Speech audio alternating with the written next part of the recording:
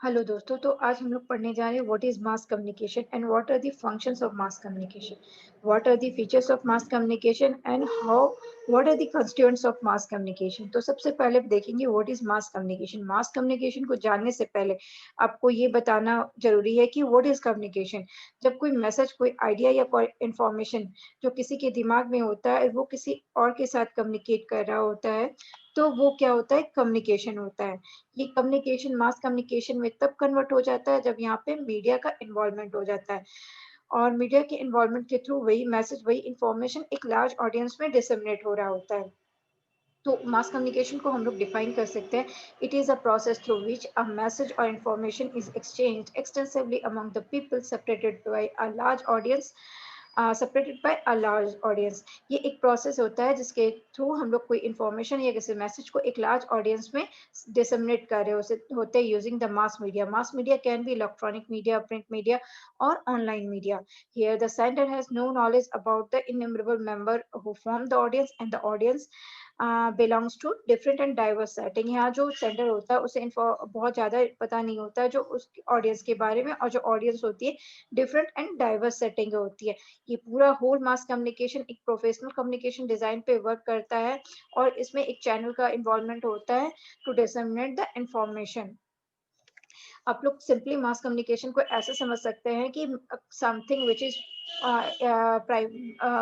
is previously private and later it converted into the public.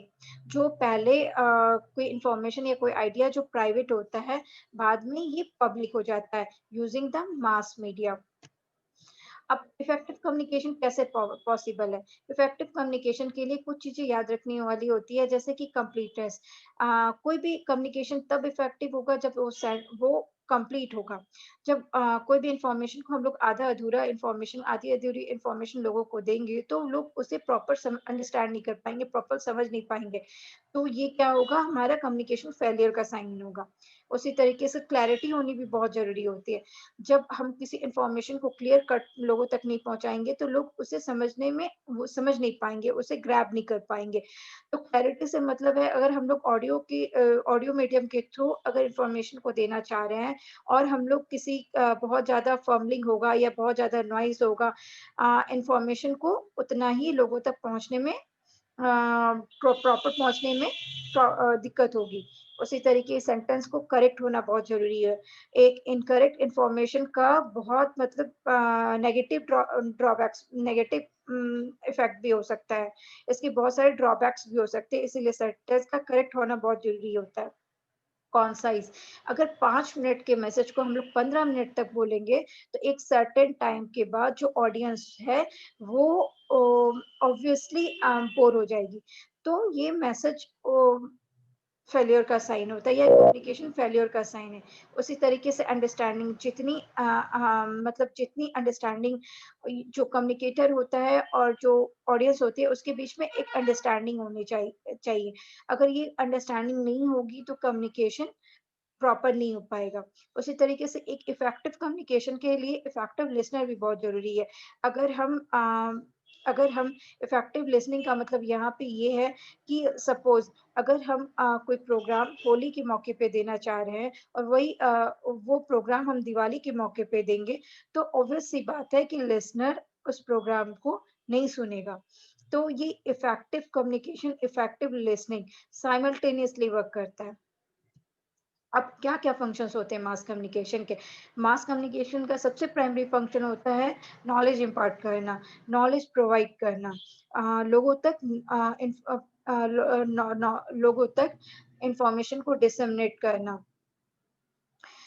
Mass communication के through हम लोग persuasion भी कर सकते हैं। पर्सुएशन का सबसे अच्छा एग्जांपल एडवर्टाइजमेंट के ले सकते हैं।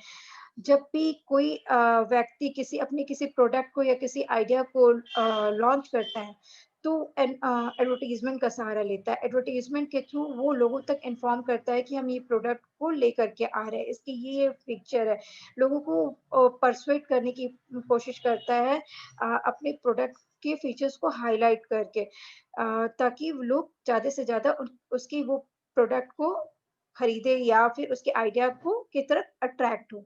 उसी तरीके से एजुकेशन, एजुकेशन से यहाँ मतलब है मास कम्युनिकेशन में एजुकेशन से ये मतलब है, जैसे कि बहुत बार होता है कि कृषि से रिलेटेड प्रोग्राम आता है किसानों के लिए, उसमें लोगों किसानों को एजुकेट करने की कोशिश की जाती है कि आपको कौन से वक़्त में, कौन से मौसम में कौन से फसल उगाने हैं ताकि आप जितनी लागत लगाएँ, उससे कहीं ज़्यादा आपको फ़ायदा हो।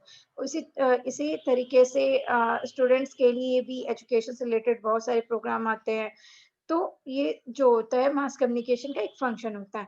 एंटरटेनमेंट, जैसे कि आप हमेशा रेडियो, टेलीविज़न वगैरह में सॉन्ग्स वगैरह सुनते हैं। अपने डेली लाइफ़ के जो टायर्डनेस को रिमूव करने के लिए, तो मास कम्युनिकेशन का ये जो होता है बहुत कॉमन फंक्शन है एंटरटेनमेंट। सोशल कॉन्टैक्ट भी मास कम्युनिकेशन का फंक्शन है। ये सोशल कंपेनियनशिप को अपलिफ्ट करने के लिए बहुत वर्क करता है।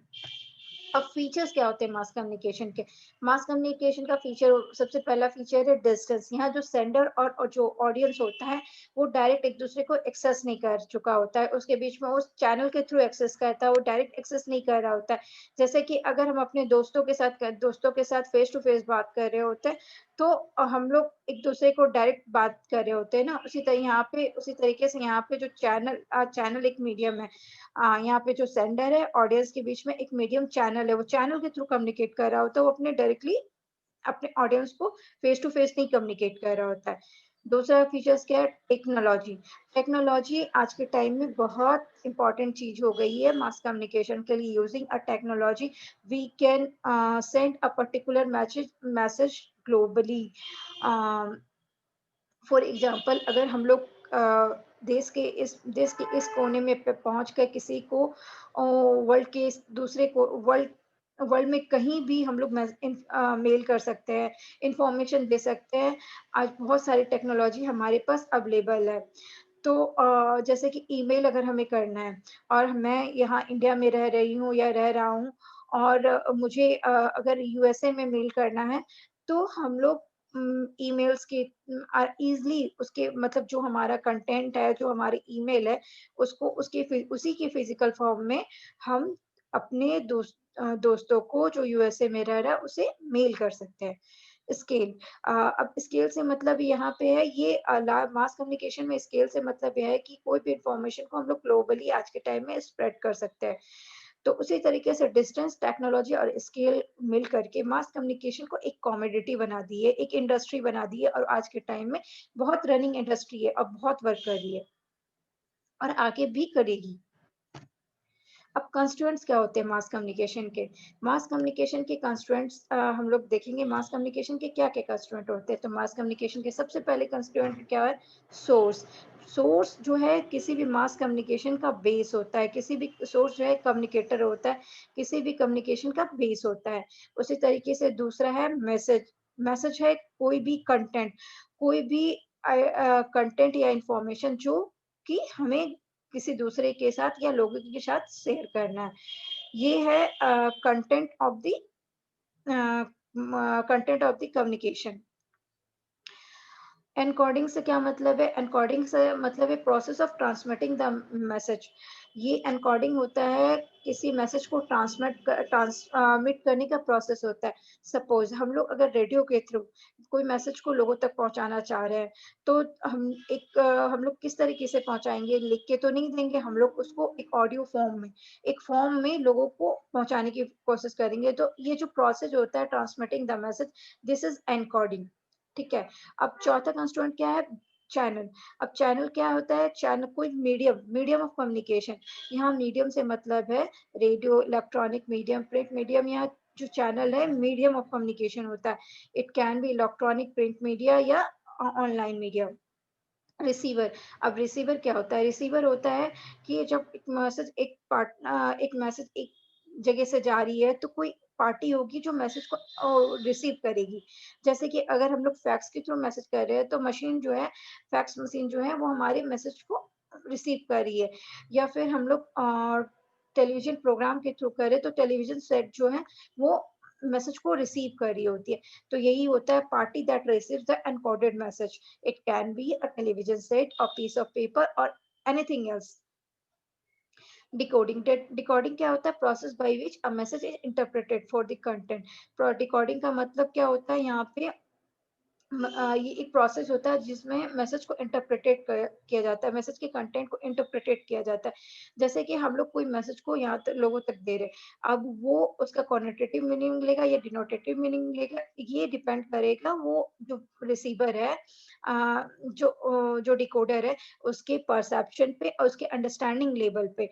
हर बार जो मैसेज हम लोगों को जो दे रहे हैं, वो ज़रूरी नहीं है कि वो उसी तरीके से, जिस तरीके से हम दे रहे हैं, वो उसी तरीके से वो उसे ग्रैब करे। ये उसकी अंडरस्टैंडिंग और उसकी परसेप्शन लेवल पे भी डिपेंड करता है। अब जो लास्ट कंस्ट्रेंट है वो है फीडबैक। जब फीडबैक क्या होता है? कोई भी मैसेज को वेल कंप्रीहेंड किया गया है कि नहीं किया गया है, ये क्या कैसे पता चलता है? जब तक हमारे पास फीडबैक नहीं आएगा, ये चीज़ हमें क्लियर नहीं होगा कि वेल मैसेज को अच्छी तरीके से ग्रैब किया गया है या फिर उसका क्या उसका फीडबैक आया हुआ है। तो ये सारी चीज़ें जो है कंस्ट्रेंट ऑफ मास कम्युनिकेशन होती है। अब हम लोग नेक्स्ट बार पढ़ेंगे कि what are the communication models, और ये कौन-कौन से पहले मैं सिंपली आपको बता दूँ कि कम्युनिकेशन मॉडल्स 3 तरीके के होते हैं। Linear communication model, interaction communication model and transaction communication models. अब इन तीनों कम्युनिकेशन मॉडल्स में बहुत सारे मॉडल्स हैं जो कि हमें बहुत इम्पोर्टेंट है और बहुत याद रखने वाली मॉडल्स है। तो हम लोग ये बाद में पढ़ेंगे। फिलहाल के लिए इतना ही। Thank you so much. अब अगर आपको मेरी ये वीडियो पसंद आए तो प्लीज़ इसे लाइक, कमेंट और शेयर ज़रूर कीजिए। Thank you.